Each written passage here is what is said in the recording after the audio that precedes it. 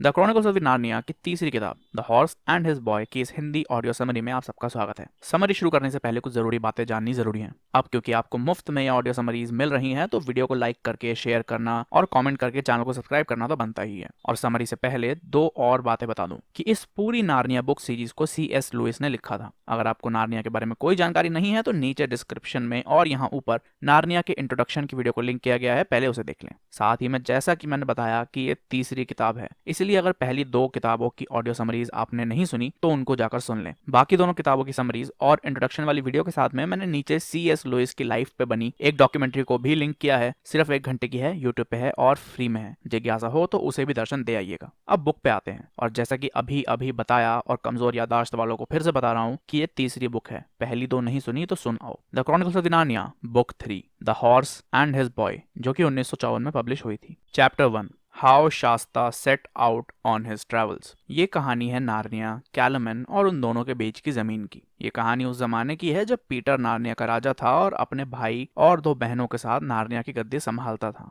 दूर गहरे दक्षिण के कैलमन में समुद्र की खाड़ी के करीब एक मछुआरा रहता था। उसका नाम अर्शीश था। उसी के साथ एक छोटा लड़का भी रहता था जिसका नाम शास्ता था, और वो अर्शीश को पिता बुलाता था। अर्शीश हर सुबह अपनी नाव लेके मछलियां पकड़ के लाता और दोपहर में उन्हें अपनी बग्गी में लाद के पास ही के गांव में बेचने जाता। जिस दिन बिक्री ठीक ठाक होती उस दिन वो घर आकर शांत रहता, और जिस दिन नहीं होती तो सारा इल्जाम शास्ता पे लगाता और उसे पीटता। शास्ता को उसके घर के दक्षिण में जाने का कोई शौक नहीं था, क्योंकि जब भी वो अर्शीश के साथ दक्षिण के गांवों में गया था तो उसे वहां अर्शीश जैसे लोग ही दिखे थे। दक्षिण के मुकाबले उसे उत्तर की तरफ जाने का बहुत मन था। एक तो इसलिए क्योंकि कोई कभी वहां जाता नहीं था, और उसे भी वहां जाने की सख्त मनाही थी। शास्ता जब भी अपने घर के बाहर बैठ के जाल को ठीक करता था तो उत्तर की तरफ देख के सोचा करता था कि वहां क्या होगा। शास्ता ने आज तक जब भी अर्शीश से उत्तर के बारे में पूछा तो उसने कभी भी उसे सही जवाब नहीं दिया, और वो हमेशा उसे अपने काम में ध्यान लगाने को कह दिया करता था। शास्ता को लगता था कि अर्शीश उससे कुछ छुपाना चाहता है कि उत्तर में क्या है, लेकिन असल बात तो ये थी कि अर्शीश को खुद भी नहीं पता था कि उत्तर में क्या है, और ना ही उसे इस बात से कोई फर्क पड़ता था। एक दिन दक्षिण से एक अजीब सा आदमी आता है।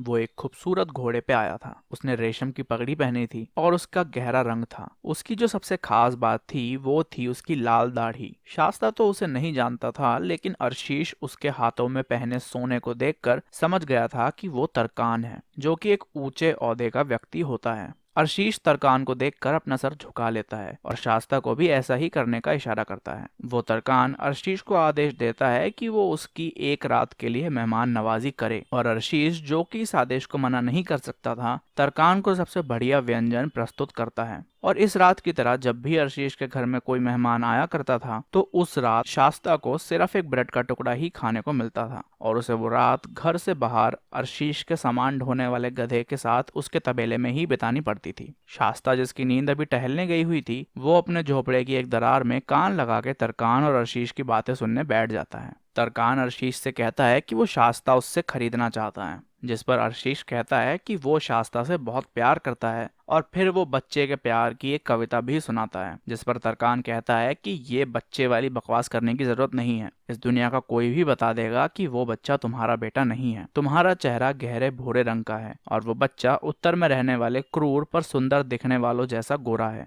ये सुन के अर्शीश बताता है कि कई सालों पहले जब वो समुद्र किनारे गया था तो वहाँ एक लहर एक नाव ले आई थी, जिसमें एक आदमी था जो कि भूख से तड़प तड़प के दम तोड़ चुका था, और एक बच्चा था जो कि अभी भी जिंदा था। ये बताते हुए और बताने के बाद भी अर्शीश अपनी दया की तारीफों के पुल बांधता ही जा रहा था, और उसे टोकते हुए तरकान कहता है कि ये बकवास बंद करो। तुम उस लड़के से जितना वो खाता है उससे 10 गुना ज्यादा मजदूरी करवाते हो। ये सुन के अर्शीश कहता है कि इसीलिए तो उसका दाम भी उसी हिसाब से होना चाहिए ना। वो कहता है कि शास्ता को बेचने के बाद उसे या तो कोई और खरीदना होगा या किसी को काम पे रखना होगा। तरकान उसे कहता है कि वो शास्ता के बदले 15 क्रेसेंट्स देगा, जिस पर अर्शीश कहता है कि 15 बहुत ज्यादा कम है, और वो 70 क्रेसेंट्स की मांग करता है। अब ये बात सुन के शास्ता वहां से दबे पांव निकल लेता है, क्योंकि उसे बहुत अच्छे से पता था कि अब आगे क्या होने वाला है। अर्शीश उसे 15 से बहुत ज्यादा और 70 से बहुत कम वाले दाम पर बेच ही देगा, और उस दाम पर आने में इन दोनों को कई घंटे लगेंगे। शास्ता अपने बिकने की बात सुन के ज्यादा परेशान नहीं था, क्योंकि उसके बचपन में उसका एक नाव में मिलने वाली बात ने उसे उत्साह से भर दिया था और उसे हमेशा ये बात सताती थी कि उसे अपने पिता से जरा सा भी लगाव नहीं है। और अब जब उसे पता चल गया कि अर्शीश उसका पिता है ही नहीं, तो उसे थोड़ा सा चैन पड़ गया। शास्ता बाहर घास पे खड़े होकर ये सब सोच रहा होता है और तभी वो उस तरकान के घोड़े के पास जाता है जो कि गधे के तबेले के पास बंधा था और घास चर रहा था। शास्ता घोड़े के बगल में जाके जोर से कहता है कि काश उसे पता चल जाए कि ये तरकान कैसा आदमी है। अगर वो अच्छा आदमी हुआ तो हो सकता है कि शास्ता को बिकने के बाद कोई काम ना करना पड़े। इसके बाद शास्ता अपने मन में पूरी कहानी बुन लेता है, जिसमें वो तरकान के साथ जंग पे जाता है और वहां उसकी जान बचाता है और फिर तरकान उसे गोद ले लेता है। तभी शास्ता ये भी कहता है कि अगर तरकान एक बुरा आदमी निकला तो हो सकता है कि वो उसे बेड़ियों से बांध के उससे ढेर सारा काम करवाए। शास्ता कहता है कि इस घोड़े को ही पता होगा कि तरकान कैसा आदमी है। जिसके बाद शास्ता घोड़े की नाक सहलाते हुए कहता है कि काश तुम बोल पाते। जिस पर वो घोड़ा कहता है, हाँ मैं बोल सकता हूँ। ये सुन के शास्ता हक्का बक्का रह जाता है और अपनी बहुत चक्की स्थिति में पूछता है कि उसने बोलना कहाँ से सीखा। जिस पर वो घोड़ा उसे धीरे बोलने को कहता है। वो घोड़ा शास्ता को बताता है कि जिस जगह से वो आया है उस जगह ज्यादातर जानवर बोल सकते हैं। शास्ता पूछता है कि वो कौन सी जगह है, जिस पर घोड़ा कहता है कि उस जगह का नाम नारनिया है। नारनिया की मीठी हवा में बिताया एक दिन यहाँ के 1000 सालों से बेहतर है। और इसके बाद वो घोड़ा नारनिया की खूबसूरती और सकारात्मकता की तारीफों के पुल बांधने लग जाता है। जिसके बाद शास्ता पूछता है कि फिर वो यहाँ कैसे आया। वो घोड़ा बताता है कि उसे अगवा कर लिया गया था। जब वो यहाँ आया था तो वो एक छोटा सा बच्चा था। उसकी माँ उसे दक्षिण की तरफ जाने से हमेशा मना करती थी, पर फिर भी वो दक्षिण में आंचल लैंड के पार चला गया और वो तब से अपनी इस गलती को भुगत रहा है। वो बताता है कि वो कई सालों से इंसानों की गुलामी कर रहा है। जिस पर शास्ता कहता है कि उसने उन्हें बता क्यों नहीं दिया कि वो बोल सकता है। घोड़ा इस पर कहता है कि वो इसीलिए क्योंकि अगर किसी को भी पता चल गया कि वो घोड़ा बोल सकता है तो वो उसे मेलों में दिखाएंगे और उसे और ज्यादा कड़ी निगरानी में रखेंगे, जिससे उसके भागने का कोई मौका नहीं बचेगा। इसके बाद शास्ता और सवाल पूछने की कोशिश करता है, पर घोड़ा उसे टोक कर कहता है कि तुम तरकान एंड रैडिन के बारे में जानना चाहते हो ना। तो बात ये है कि उसने मुझे तो आज तक अच्छे से ही रखा है, क्योंकि मेरे जैसा जंगी घोड़ा बहुत ज्यादा महंगा आता है। और रही बात इंसानी गुलामों की, तो उसका गुलाम बनने से बेहतर यही होगा कि तुम यहीं अपनी जान ले लो। ये सुन के शास्ता कहता है तो फिर तो मुझे यहाँ से भाग जाना चाहिए। घोड़ा कहता है कि शास्ता को उसके साथ भागना चाहिए। शास्ता पूछता है, तुम भी भाग रहे हो? जिस पर घोड़ा बताता है कि हाँ, अगर तुम भी साथ चलो तो, क्योंकि अगर मैं अकेला गया तो कोई मुझे लावारिस घोड़ा समझ के पकड़ लेगा और तुम अकेले गए तो तुम्हें भी पकड़ के कोई अपना गुलाम बना लेगा, और हम दोनों साथ गए तो आसानी से उत्तर की तरफ पहुंच सकते हैं। इसके बाद घोड़ा शास्ता को बताता है कि तरकान उत्तर में बसे शहर तशबान में टिसॉर्क के दरबार में जा रहा है और उन दोनों को भी उत्तर की तरफ ही जाना चाहिए, क्योंकि तरकान समझता है कि वो बेजुबान घोड़ा है और चुराए गए या छूट गए बेजुबान घोड़े वापस अपने तबेले पहुंच जाते हैं और वो मुझे वहीं ढूंढने जाएगा जहां पहुंचने में उसे 2 दिन लगेंगे। शास्ता कहता है कि ठीक है, मैं देख के आता हूं कि वो दोनों सो गए या नहीं। शास्ता दबे पैर जाता है और देखता है कि कोई बत्ती नहीं जल रही और कोई आवाज भी नहीं आ रही। शास्ता पीछे वाली खिड़की से झांकता है तो उसे आशीष के खर्राटों की आवाज आती है, जो कि वो सोचता है कि अब उसे कभी नहीं सुननी पड़ेगी। शास्ता अस्तबल की चाबी से घोड़े की काठी और लगाम निकालता है और घोड़े से पूछता है कि इसे लगाते कैसे हैं। शास्ता घोड़ा जैसा बताता है उसके मुताबिक उस पर वो काठी और लगाम बांध देता है। घोड़ा शास्ता से कहता है कि उसे लगाम को हाथ नहीं लगाना है, क्योंकि घोड़ा खुद ही सही दिशा में चल सकता है। इसके बाद शास्ता घोड़े पे बैठने की कोशिश करता है और एक नाकाम कोशिश के बाद चढ़ ही जाता है। इसके बाद घोड़ा पहले दक्षिण की तरफ जाके अपने पैरों के निशान छोड़ देता है, जिसके बाद वो लोग धीरे धीरे उत्तर की तरफ बढ़ने लगते हैं। शास्ता पूछता है कि उसे लगाम को हाथ नहीं लगाना, घोड़े के आयाल को नहीं पकड़ना, तो वो पकड़ेगा क्या? जिस पर घोड़ा उसे बताता है कि उसे घोड़े को अपने दोनों घुटनों से कस के पकड़ना है और सीधे होकर बैठना है। इसके बाद शास्ता घोड़े से उसका नाम पूछता है और घोड़ा अपनी घोड़ी भाषा में अपना नाम बताता है, जो कि शास्ता को समझ नहीं आता और वो घोड़े से पूछता है कि क्या वो उसे ब्री बुला सकता है। और घोड़ा भी मान जाता है। ये सब होने के बाद वो दोनों उत्तर की तरफ बढ़े चलते हैं। चैप्टर 2 अ वे साइड एडवेंचर। अगली सुबह जब शास्ता एक नींद के बाद उठता है तो वो देखता है कि ब्री ने अपना नाश्ता कर लिया था। शास्ता काठी से लदे बस्ते में देखता है तो उसे उसमें कुछ सूखे अंजीर, एक मीट पेस्ट्री, ग्रीन चीज, एक वाइन से भरी बोतल और तकरीबन 40 क्रेसेंट्स मिलते हैं। वो 40 क्रेसेंट्स जितने पैसे शास्ता ने तो अपनी पूरी जिंदगी में नहीं देखे थे। जब शास्ता उस मीट पेस्ट्री का लुत्फ उठा रहा होता है, ब्री उसे बताता है कि वो लोग तशबान से होते हुए जाएंगे, जिसके बाद एक रेगिस्तान आएगा जिसे पार करके वो लोग नार्निया तक पहुंचेंगे। ब्री शास्ता को बताता है कि तशबान से सही सलामत निकल पाना उनकी खुशकिस्मती है, जिस पर शास्ता कहता है कि क्या वो लोग किसी और रास्ते से नहीं जा सकते जहां शहरों से होकर ना जाना पड़े, जिस पर ब्री कहता है नहीं। इसके बाद शास्ता ब्री पर चढ़ जाता है और वो दोनों निकल पड़ते हैं अपनी राह पे। शास्ता और ब्री कई दिनों तक सफर करते हैं। शास्ता रात को खाना खरीद के लाता है और वो दोनों पूरे दिन सफर करते हैं। इस दौरान शास्ता भी घुड़सवारी के कई पैतरे सीख लेता है और हर दिन पिछले वाले से बेहतर जाता है। ब्री शास्ता को कई पैतरे बताता है जो कि जंग में काम आते हैं, और जंग सुन के शास्ता के मन में भी जंगों के बारे में जिज्ञासा जाग उठती है। वो ब्री से उसे उन जंगों के बारे में बताने को कहता है जिनमें वो तरकान के साथ गया था। ब्री उसे कुछ बातें बताता भी है पर उसे उन जंगों के बारे में बात करना पसंद नहीं था। ब्री कहता है कि वो सारी टिसॉर्क की जंगें थी जिनमें मैं एक गुलाम बेजुबान जानवर के तौर पर लड़ा था, और जंग अगर नार्निया की हो जहां मैं एक आजाद घोड़े की तरह अपने लोगों के साथ लड़ूं, तब तो मजा आए भी अपनी पूरी ताकत से लड़ने में। शास्ता और ब्री मिलकर कई हफ्तों तक सफर करते हैं, और एक शाम जब वो सोने के बाद अपने सफर पे दोबारा निकले तो एक जंगल में पहुंचकर ब्री को कुछ आवाज आने लगी। ब्री ने शास्ता को बताया कि ये एक घोड़े की आवाज है, और ये कोई किसान या उसका घोड़ा नहीं, ये एक तरकान का घोड़ा है, और वो कोई जंगी घोड़ा भी नहीं है, ये उससे हल्का है, ये एक घोड़ी है। ये सब कहने के तुरंत बाद ही शास्ता कहता है कि पर वो जो भी है अब रुक चुका है, जिस पर ब्री कहता है कि हाँ रुक तो चुका है, लेकिन ये भी हो सकता है कि वो उन्हीं का पीछा कर रहे हों और उनके रुकने पे खुद भी रुक गए हों। इसके बाद ब्री चांद का बादल में छुपने का इंतजार करता है, और जैसे ही चांद बादल में छुप जाता है वो पहले बहुत धीरे धीरे, फिर थोड़ा तेज और फिर बहुत तेजी से वहां से निकल लेता है। कुछ समय भागने के बाद ब्री और शास्ता को एक दहाड़ की आवाज आती है, जिसे सुन के ब्री कहता है कि ये एक शेर है। ब्री और शास्ता उस अनजान तरकान और उसकी घोड़ी के साथ साथ इस शेर से भी बचने की कोशिश में लग जाते हैं। थोड़ी देर में उन्हें अंदाजा होता है कि वो एक नहीं बल्कि कई शेर हैं, और उन शेरों से बचते हुए ब्री और शास्ता अपने आप को उस अनजान घोड़ी तरकान की जोड़ी के आमने सामने पाते हैं। इन दोनों जोड़ियों की मुलाकात होते ही जो चीज होती है वो देख के शास्ता हक्का बक्का रह जाता है। वो सामने वाली घोड़ी भी बोल सकती थी, और उस घोड़ी का तरकान एक तरकान नहीं बल्कि एक तरखीना थी, एक लड़की थी। ब्री और घोड़ी हुइन में इंस्टेंटली दोस्ती सी हो जाती है, और शास्ता जानता है कि ब्री और उसकी तरह वो लड़की अराविस और हुइन भी भागकर नार्निया जा रहे हैं। ब्री सजेस्ट करता है कि उन चारों को साथ में नार्निया की तरफ जाना चाहिए, जिस पर हुइन और ब्री तो अपनी सहमति दे देते हैं, पर अराविस इस ख्याल से बहुत ज्यादा खुश नहीं होती। उसने ब्री से कहा कि उसे शास्ता पर भरोसा नहीं है, अगर वो एक जासूस निकला तो, जिस पर ब्री कहता है कि वो शास्ता पर पूरा भरोसा करता है और वो भी नार्निया या आर्चन लैंड का ही है। ये सुन के अराविस भी साथ में जाने को तैयार हो जाती है। जब ये साथ में जाने वाली बात पक्की हो जाती है तो वो चारों एक जगह रुक कर बातें करने लगते हैं। हुइन और ब्री को बातें करते करते पता चलता है कि वो दोनों एक दूसरे के दूर के रिश्तेदार हैं, और शास्ता और अराविस जिनकी कतई अच्छी नहीं पट रही थी वो ये बात सुन के और अनकंफर्टेबल हो जाते हैं।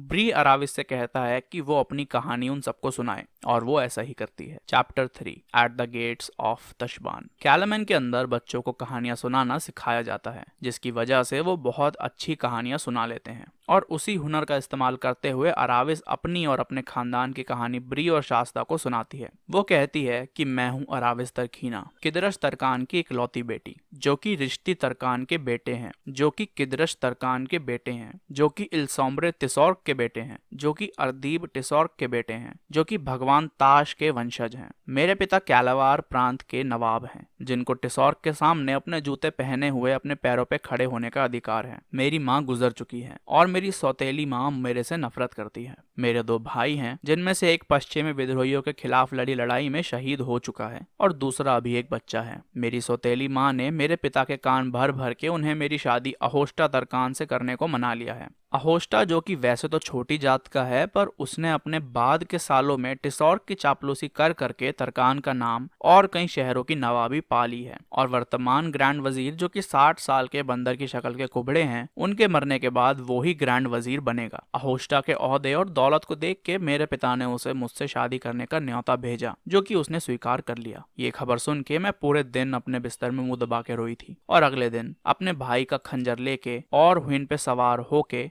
निकल पड़ी थी। जैसे ही मैं एक सुनसान जंगली टुकड़े पर पहुंची, मैंने अपने कपड़े उतारे और आंखें बंद कर ली, और जब मैं उस खंजर को अपने दिल के आर पार करने वाली थी कि तभी हुइन ने मुझे रोक लिया। मैंने जब अपनी घोड़ी के मुंह से इंसानी भाषा सुनी तो मुझे अपने आप पर बहुत शर्म आई कि मैं मौत से इतना डर गई कि मेरे दिमाग ने मुझे भ्रम दिखाना शुरू कर दिया। मैं, जो कि एक ऐसे खानदान से हूँ जहाँ लोग मौत को एक मच्छर के काटने जैसा समझते हैं, वो मौत से डर गई। जब मैंने एक और बार उस खंजर को अपने आर पार करने की कोशिश की तो फिर हुइन मेरे और उस खंजर के बीच आ गई, और उसने मुझसे एक माँ की तरह लड़ाई करी और नार्निया के बारे में बताया, जहाँ जानवर बोल सकते हैं और जहाँ किसी को किसी से शादी करने के लिए कोई जबरदस्ती नहीं करता। मैंने कहा कि ताश, एजरोथ और रात की रानी जर्दीना के नाम पर मुझे नार्निया जाने की इच्छा है। जिसके बाद मैंने एक षड्यंत्र रचा, जिसमें मैं वापस अपने महल गई और अपने पिता को ऐसा दिखाया कि मैं उस शादी को लेकर बहुत खुश हूँ, और उनसे 3 दिन तक अकेले जंगल में जाके जर्दीना के लिए बलि चढ़ाने की इजाजत ली, जो कि उन्होंने खुशी खुशी दे दी। फिर मैंने उनके गुलाम के सबसे दरिद्र कपड़े पहने और उनके सबसे पुराने गुलाम, उनके सचिव को अपने भागने की बात को एक राज रखने को कहा। उन्होंने मुझे बचपन में अपनी गोद में खिलाया है और उन्होंने मुझे इस दुनिया में सबसे ज्यादा प्यार भी दिया है। मैंने उनसे कुछ खत भी लिखवाए, जिन्हें मैंने अपनी छाती में दबा लिया। ये सुनकर शास्ता पूछता है कि उन खतों में लिखा क्या था, जिस पर ब्री कहता है, चुप हो जाओ, तुम कहानी का बहाव खराब कर रहे हो। वो सही समय आने पर बताएगी कि खत में क्या लिखा था। इसके बाद अराविस बताती है कि उसने उस दासी को अपने पास बुलाया जिसे उसके साथ जंगल में जाने का आदेश मिला था, और उसे नींद की दवाई मिली, वाइन पिलाई, ताकि अगली सुबह तक वो दासी खर्राटे भरती रहे। रात को महल में जब हर कोई सो चुका था तो अराविस अपने गुजरे हुए भाई का कवच पहन के, पैसे और कुछ गहने लेके हुइन पे सवार होके उत्तर में तशबान की तरफ निकल लेती है। अराविस की 3 दिन तक जंगल में जाने वाली बात की वजह से उसके पिता उसे 3 दिन तक नहीं ढूंढने वाले थे, और चौथे दिन तक वो अजीम बाल्दा नाम के शहर तक पहुंच गई थी, जहां कई सड़कों का संगम निवास करता है। उस सड़कों के संगम से गुजरते थे ऐसे डाकिये जो कि हर जगह अपने घोड़ों से संदेश लेके जाया करते हैं, और एक तरकान होने का फायदा ये भी है कि आप उन्हें अपना संदेश ले जाने का आदेश दे सकते हैं। अराविस उन डाकियों के चीफ को वो खत देती है जो उसने लिखवाया था, और कहती है कि ये खत अहोष्टा तरकान की तरफ से किदरश तरकान को पहुंचाना है, और उस डाकिये को 5 क्रेसेंट्स देके अहोष्टा को अपना अंकल बताती है। वो डाकिया उस खत को लेके उसे अपनी मंजिल तक पहुंचाने के लिए निकल पड़ता है। वो खत अहोष्टा तरकान की ओर से लिखा था, जिसमें अहोष्टा अराविस के पिता कदरिश तरकान को ये खबर देता है कि किस्मत से जंगल में उसकी मुलाकात अराविस से हो जाती है, और उसकी खूबसूरती देख के वो अपने आप को रोक नहीं पाता और उससे उसी वक्त वहीं शादी कर लेता है। इसके साथ साथ अहोष्टा कदरिश को जल्द से जल्द दहेज भिजवाने को भी कहता है।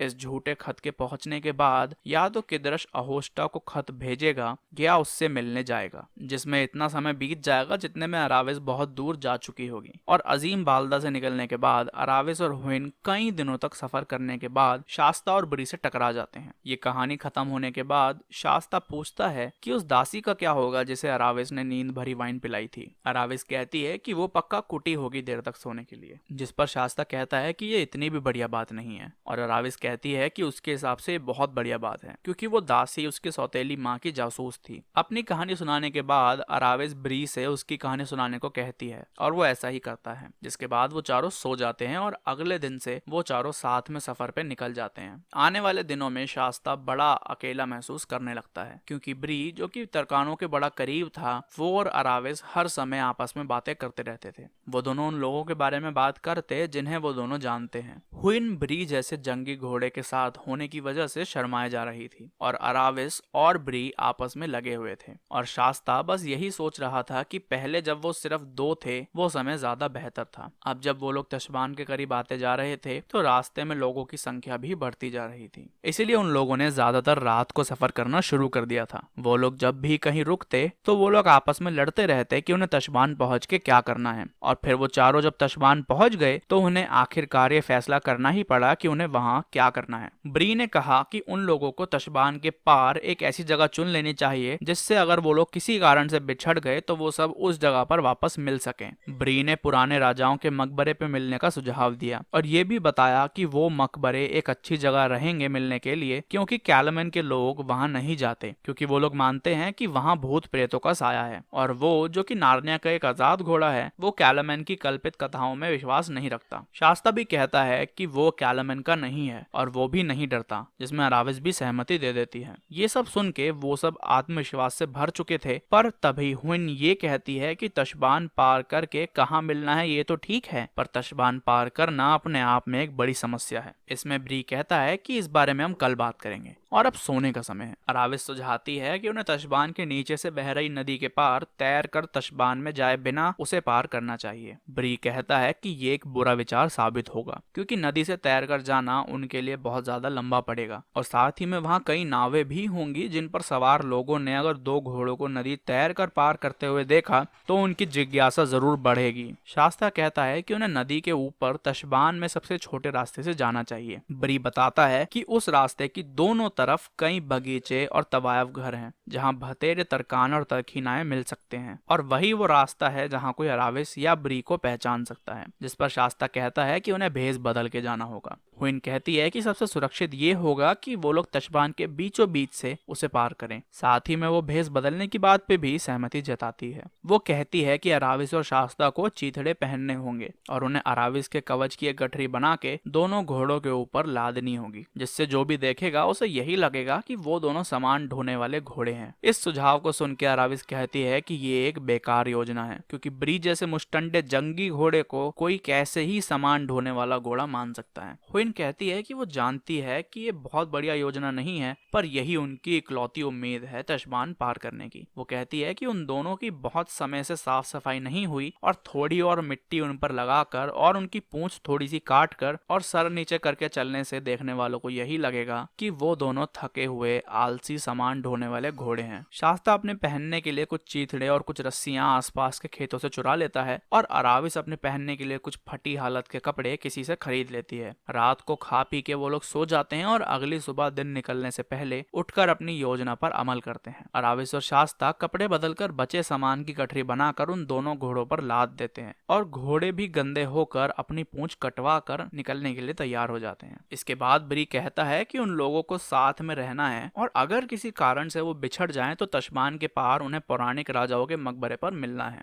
और शास्ता हुइन और ब्री को कहता है तुम दोनों याद रखना और आपस में बोलने मत लग जाना, चाहे कुछ भी हो जाए। Chapter 4 Shasta falls in with Narnians. सूरज उगने से पहले शास्ता सिर्फ कुछ झोपड़ों जैसा कुछ देख पा रहा था, पर जैसे ही थोड़ी रोशनी हुई शास्ता ने देखा कि एक नदी जो कि 2 टुकड़ों में बट रही थी और आगे जाके फिर से मिल रही थी और उसके बीचों बीच था एक टापू नुमा शहर तशबान। वो चारों खूबसूरत तशबान में जाने वाले पुल पे लगी भीड़ में शामिल हो जाते हैं और तशबान में दाखिल हो जाते हैं। तशबान के दरवाजे पे तैनात सैनिकों को देख के अराविस ये सोच रही थी कि अगर इन्हें पता चल जाए कि वो कौन है तो वो उसे सलामी देने लग जाएं, और दूसरी तरफ बाकी तीनों ये सोच रहे थे कि काश ये सैनिक उनसे कोई सवाल जवाब ना करें। सवाल जवाब तो किसी ने नहीं किए, पर एक सैनिक ने शास्ता को देख के ये मजाक में जरूर कहा कि जब उसके मालिक को पता चलेगा कि वो उसके सवारी वाले घोड़े से सामान ढोने का काम करवा रहा है तो उसकी शामत आ जाएगी। आखिरकार कोई ब्री के बड़े शरीर को नजरअंदाज कर ही नहीं पाया। इसके बाद शास्ता और बाकी सब आराम से तशबान में दाखिल हो जाते हैं। तशबान की पतली गलियां अंदर जाके इतनी भी खूबसूरत नहीं थी जितनी दूर से दिख रही थी। वो गलियां भिन्न भिन्न प्रकार के लोगों से भरी पड़ी थी और साथ ही में अलग अलग महकों से भी लबालब थी। वो चारों उन गलियों से होते हुए शहर के बीच में पहुंच जाते हैं जहाँ टिसॉर्क का महल था। उन गलियों का सिर्फ एक नियम था, सारे जरूरी लोगों को कोई दिक्कत नहीं होनी चाहिए और बाकी सारे फालतू लोगों को किसी की परवाह नहीं। उन गलियों से गुजरते हुए उन चारों को बार बार ये चीजें सुनने को मिल रही थी कि कोई तरकान या तरखीना आ रहे हैं या कोई ऊंचे ओहदे का वजीर आ रहा है, और जैसे ही ऐसा कोई ऐलान होता तो सारे चल रहे फालतू लोगों को परे हटकर उन महान और जरूरी लोगों को रास्ता देना होता। और इन सब ऐलानों के बीच एक ऐलान हुआ जिसमें शास्ता ने सुना कि उत्तर के क्रूर लोग आए हैं। वो नार्नियंस थे। उन नार्नियंस को देख के शास्ता ध्यान देता है कि एक तो वो लोग उसकी तरह एकदम गोरी चमड़ी वाले हैं और उनके गोरे बालों के साथ वो लोग कैलरमानियों से बिल्कुल अलग हैं। उन्होंने पगड़ियों की जगह धातु से बनी टोपियां पहनी हुई थी और कैलरमानियों से बिल्कुल विपरीत वो लोग आपस में बातें कर रहे थे और हंस खेल भी रहे थे। उन्हें देखकर ऐसा लग रहा था कि वो लोग बड़े मित्रतापूर्ण हैं। जब शास्ता ये सब सोच रहा था तभी वो देखता है कि उन नार्नियंस में से एक आदमी उसकी तरफ उंगली करता है और कहता है कि वो ही है जो कि भागा था। वो शास्ता को अपने पास लाता है और उसके एक चांटा लगा देता है और कहता है कि उसकी वजह से सूजन की आंखों में आंसू आए हैं। ये सब होते ही शास्ता का पहला आवेग होना चाहिए था कि वो उस नार्नियन को सब बता देता कि वो नहीं है जो वो उसे समझ रहा है, पर उसने ऐसा नहीं किया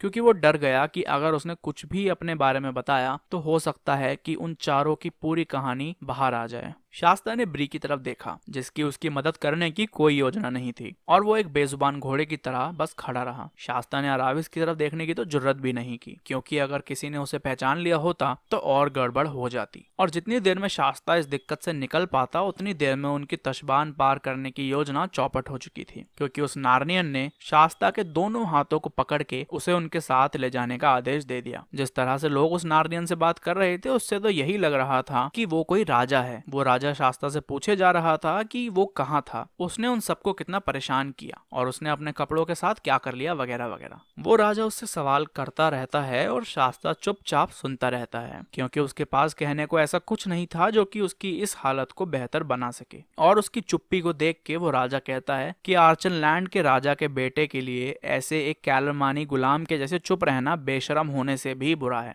कुछ देर में शास्ता अपने आप को खूबसूरत सफेद चौखट से होकर एक बरामदे में बने बगीचे के बीच से गुजरते हुए पाता है। उस बगीचे से होकर वो एक बड़े और आलीशान कमरे में पहुंच जाते हैं जिसका कालीन उसकी अपने जीवन में देखी हुई सबसे खूबसूरत चीज थी। पर इससे पहले कि वो इस जगह की खूबसूरती को अपने मन में समेट पाता उसे अपने जीवन में देखी सबसे खूबसूरत महिला गले लगाकर चूम लेती है। वो महिला कहती है कि कोरिन अगर तुम्हें कुछ हो जाता तो आर्चन लैंड और नार्निया में तो जंग ही छिड़ जाती। वो महिला शास्ता से ये भी पूछती है कि वो कहाँ था, जिस पर वो कहता है कि उसे पता नहीं और वो राजा कहता है कि वो भी उसके मुंह से कुछ नहीं निकलवा पाया अभी तक। इतने में एक आवाज कहती है रानी सूजन, राजा एडमंड। शास्ता मुड़कर देखता है और वो उस आवाज के मालिक को देखकर दंग रह जाता है। वो एक कतई अजीब किस्म का व्यक्ति था। उसका कद शास्ता जितना था और वो कमर के नीचे से एक बकरी जैसा था और ऊपर से इंसान जैसा। उसकी खाल थोड़ी सी लाल थी और उसके सर पर 2 सींग थे। वो मिस्टर टमनस थे।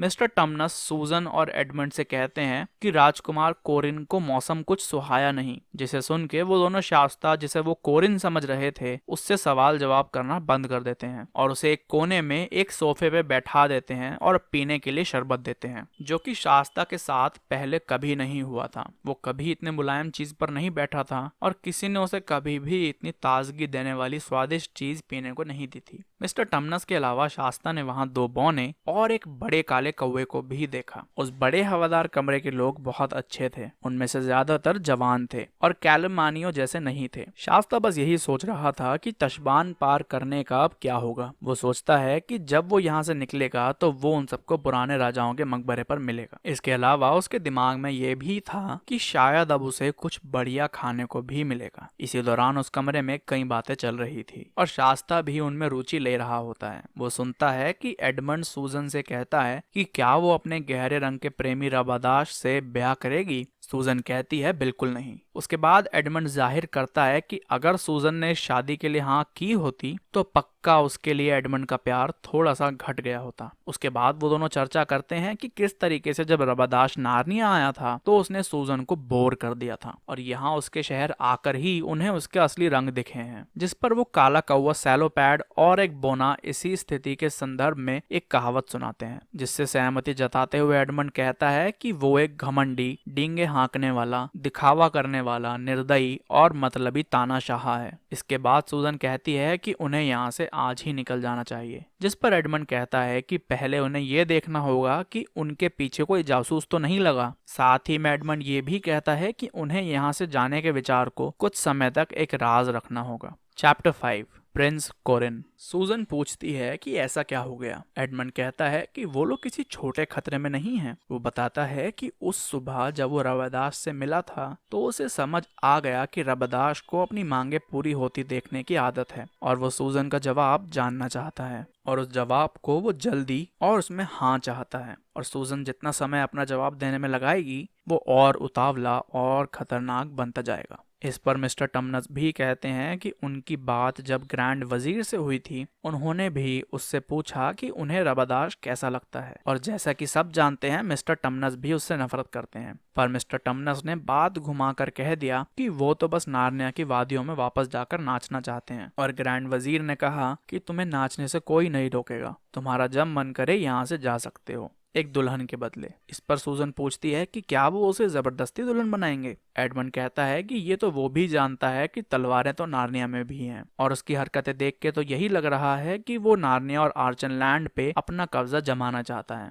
इस पर एक बौना अपनी सहमति देता है और कहता है कि भले ही वो समझता है कि हमारे पास जमीन छोटी है और उसका एक साम्राज्य है, पर अगर उसने समुद्र से हमला किया तो वहां तो हम दोनों की क्षमता एक सी है और अगर जमीन से हमला किया तो बीच में पूरा रेगिस्तान पड़ता है। एडमंड सैलोपैड काले कौवे की तरफ देख के पूछता है क्या रेगिस्तान एक अच्छा रक्षा कवच है, जिस पर सैलोपैड कहता है कि अगर टिसॉर्क उस रेगिस्तान में उस ग्रेट ओएसिस से होते हुए जाता है तो उसके सारे सैनिक और जानवर प्यास से ही मर जाएंगे। रेगिस्तान से गुजरने का एक ही रास्ता है, वो रास्ता पुराने राजाओं के मकबरे से शुरू होता है और वहां से कोई उत्तर पश्चिम की तरफ चले जिससे माउंट पायर की दोनों पहाड़ियां उसकी नाक की सीध में हो तो वो स्टोन वैली तक पहुंच जाएगा, जिसके बीच में एक बहुत पतला रास्ता है और उस रास्ते से होकर एक नदी आएगी जिसके साथ चलते हुए कोई भी आसानी से आर्चनलैंड पहुंच सकता है। इस रास्ते के बारे में सुनकर सूजन पूछती है कि किसी कैलरमानी को इस पश्चिमी रास्ते के बारे में पता है। एडमंड टोकते हुए कहता है कि चर्चा की बात ये नहीं है कि नार्निया और कैलमैन की जंग में जीतेगा कौन। पीटर वैसे भी ट्रिसॉर को कई बार हरा चुका है। चर्चा का विषय ये है कि जब तक ये जंग छिड़ेगी तब तक हो सकता है कि मेरा सर धड़ से अलग हो चुका हो और सूजन या तो रबादाश की बीवी हो या उससे भी बुरा उसकी दासी। हमें ये योजना बनानी होगी कि यहाँ से सही सलामत कैसे निकला जाए। इस पे एक बौना कहता है कि हथियार तो उनके पास भी हैं और उन्हें चलाने के लिए कोई भी झिझक नहीं करने वाला। ये सब सुन के सूजन रोने लगती है और उन सब की स्थिति के लिए अपने आप को दोष देती है और तभी सूजन मिस्टर टमनस से पूछती है कि उन्हें क्या हुआ। मिस्टर टमनस अपने सींग पकड़ के खड़े थे। मिस्टर टमनस कहते हैं कि रुको, वो कुछ सोच रहे थे। वो कहते हैं कि बस एक दिक्कत है, अगर वो कुछ भी करके अपने जहाज पर जाने और सामान लादने का कोई बहाना कर सकें तो वो लोग यहाँ से निकल सकते हैं। और एक बौना कहता है कि पहुंच जाएं तो सब ठीक हो जाएगा, पर जहाज पर पहुंचेंगे कैसे। जिस पर मिस्टर टमनस कहते हैं कि उन्हें अपने जहाज स्प्लेंडर हेलिन पर एक दावत रखनी चाहिए और सबको इसके बारे में बताना चाहिए, जिससे रबादाश के दिल को भी थोड़ा सा चैन पड़ जाएगा। एडमंड कहता है कि ये एक बहुत अच्छी योजना है, इससे वो लोग पूरे दिन जहाज पर आ जा सकेंगे और वो लोग ढेर सारा खर्चा करेंगे जिससे किसी को शक ना हो और वो लोग अलग अलग तरह के मनोरंजन करने वालों को भी बुलवाएंगे। मिस्टर टमनस कहते हैं कि वो लोग पूरे समय जहाज पे होंगे और आज रात होते ही यहाँ से निकल जाएंगे। इस सब के बाद सूजन, एडमंड और सभी प्राणी उस जगह से चले जाते हैं और शास्ता, जो इतनी देर से ये सब सुन रहा था, ये सोचने लगता है कि ये सब तो चले गए पर अब उसे क्या करना है। और तभी मिस्टर टमनस कहते हैं कि राजकुमार आप यहीं रहिए, कुछ देर में आपका भोजन लग जाएगा। उन सब के जाने के बाद शास्ता वहीं लेट जाता है और सोचने लगता है कि उसने ये सब सुन तो लिया पर कुछ भी कहा नहीं। वो उनसे मदद मांग सकता था, पर फिर वो सोचता है कि अगर उसने उन नार्नियंस को बता दिया होता तो हो सकता है कि वो ह्विन और ब्री को अपने साथ ले जाते, क्योंकि वो बोलने वाले जानवर हैं, और अराविस को तो वो लोग पक्का बेच देते या उससे भी बुरा उसके पिता के पास भेज देते। और अगर उन्हें पता चल जाता कि वो असली प्रिंस कोरिन नहीं है तो वो यहाँ से जिंदा नहीं जा पाता। वो बात अलग है कि शास्ता को कतई नहीं पता था कि नार्नियंस जैसे आजाद लोग किस तरह बर्ताव करते हैं। थोड़ी देर बाद मिस्टर टमनस एक बड़ी सी थाली लेकर आते हैं जिसमें कैलमैन के कई पकवान होते हैं, और जब शास्ता उन पकवानों का लुत्फ उठा रहा होता है तो मिस्टर टमनस कहते हैं कि ये तशबान में उसका आखिरी आहार है। उसके बाद मिस्टर टमनस उसे बताते हैं कि उसके अगले जन्मदिन पर उसके पिता अर्चन लैंड के राजा लून ने उसे उसका पहला कवच और घोड़ा उपहार में देने का वादा किया है, और पीटर ने भी उन्हें वादा किया है कि वो राजकुमार को नार्निया में नाइट की पदवी देंगे। मिस्टर टमनस ये भी कहते हैं कि तुम्हें याद है ना, तुमने मुझसे समर फेस्टिवल में एक हफ्ते तक मेरे साथ रहने का वादा किया है, जहां हम फॉन्स और ड्रायड के साथ आग के इर्द गिर्द नाचेंगे, और हो सकता है कि वहां हमारी मुलाकात असलन से भी हो। खाना खत्म होने के बाद मिस्टर टमनस शास्ता से कहते हैं कि उसे सो जाना चाहिए, और जब उनके यहाँ से निकलने का समय हो जाएगा तो वो उसे जगा देंगे। शास्ता उनके जाने के बाद ये सोच रहा होता है कि अगर असली कोरिन नहीं आया तो वो जहाज में बैठ के नार्निया ले जाया जाएगा,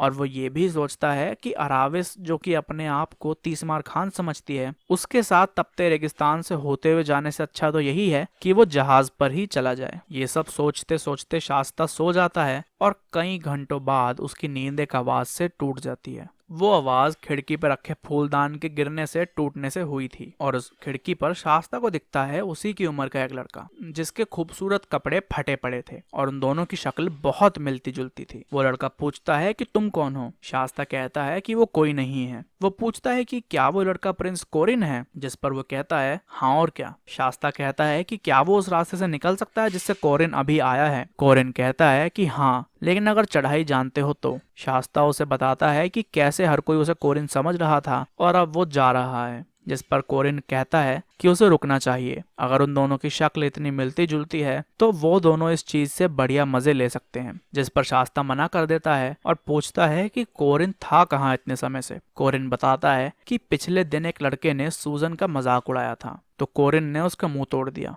जिस वजह से वो लड़का अपने बड़े भाई को बुला लाया, जिसका भी कोरिन ने मुंह तोड़ दिया। जिसके बाद उसे कुछ सैनिकों ने देख लिया, और जब वो उनका मुंह तोड़ने गया तो उन्होंने उसका मुंह तोड़ दिया और उसे जेल में भी डालने की धमकी दी। कोरिन ने चालाकी से उन्हें वाइन पिलाई, और जब वो सो गए तो वहां से भाग गया। वहां से भागने के बाद कोरिन को वो पहले वाला लड़का फिर से मिला जिसने सूजन का मजाक उड़ाया था, और कोरिन ने उसका फिर से मुंह तोड़ दिया, और वो एक छत पे जाके छुप गया, और सवेरा होने पर इस जगह को ढूंढने लगा, और अब आखिरकार यहाँ पहुंचा है। शास्ता उससे पूछता है कि यहाँ से कैसे भागा जाए, और वो कोरिन को अपनी पूरी कहानी सुनाता है कि कैसे वो उत्तर का है पर यहाँ पला बड़ा है, और एक बोलने वाले घोड़े ब्री के साथ भागकर नार्निया जा रहा है। कोरिन उसे बताता है कि इस खिड़की से बिना कोई आवाज किए अपने उल्टे हाथ की तरफ उतरना और नीचे लगे कूड़े के ढेर में कूद जाना, आराम से नीचे पहुंच जाओगे। थोड़ी देर बातचीत करके कोरिन और शास्ता में दोस्ती हो जाती है, और कोरिन कहता है कि अगर तुम आर्चन लैंड पहुंचो तो मेरे पिता राजा लून को बताना कि तुम मेरे दोस्त हो। और तभी एक आहट सुन के शास्ता खिड़की की तरफ चल देता है। सो दैट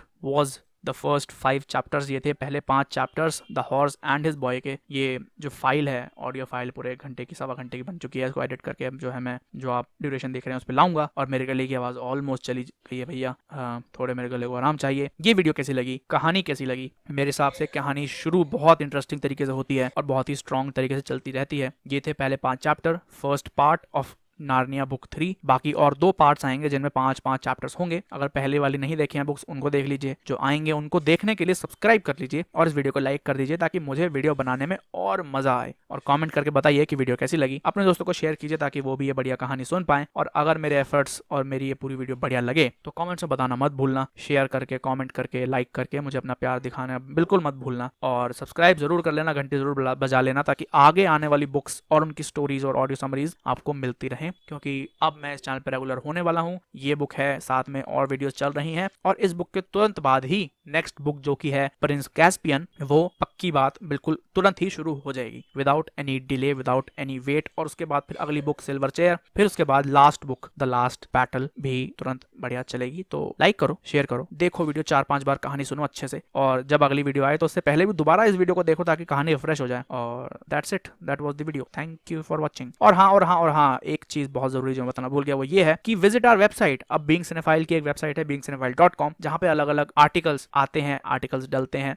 हमारा इंग्लिश चैनल भी है जहां आप चेकआउट कर सकते हैं। अगर आपको डीप सिनेमैटिक कंटेंट चाहिए जिसके अंदर सिनेमा के बारे में बात हो रही हो, जाओ हमारे इंग्लिश चैनल को विजिट करो, कुछ पसंद आए तो देख लो। हमारी वेबसाइट को विजिट करो। और अब हम ऑलमोस्ट कई सारे सोशल मीडिया प्लेटफॉर्म्स पे भी हैं, ट्विटर, इंस्टाग्राम, फेसबुक, जहां पे डेली पोस्ट्स आती हैं जो कि आपको बहुत बढ़िया लगने वाली हैं। पिंटरेस्ट पे भी हैं हम लोग, फेसबुक पे भी हैं, इंस्टाग्राम पे भी हैं, ट्विटर पे भी हैं। तो जाओ और उन जगहों पर भी हमें फॉलो कर लो इफ यू आर इंटरेस्टेड। और जो भी नई वीडियो आती है उसकी भी नोटिफिकेशन, उसकी भी सारे अपडेट्स वगैरह वहां पे आपको मिल मिल जाएंगी। तो विजिट beingcinephile.com बिल्कुल मत भूलना, बहुत ज़रूरी चीज़ है, जाके देखो वेबसाइट कैसी बनाई है भाई, कैसी है। तो that was the video, thank you for watching.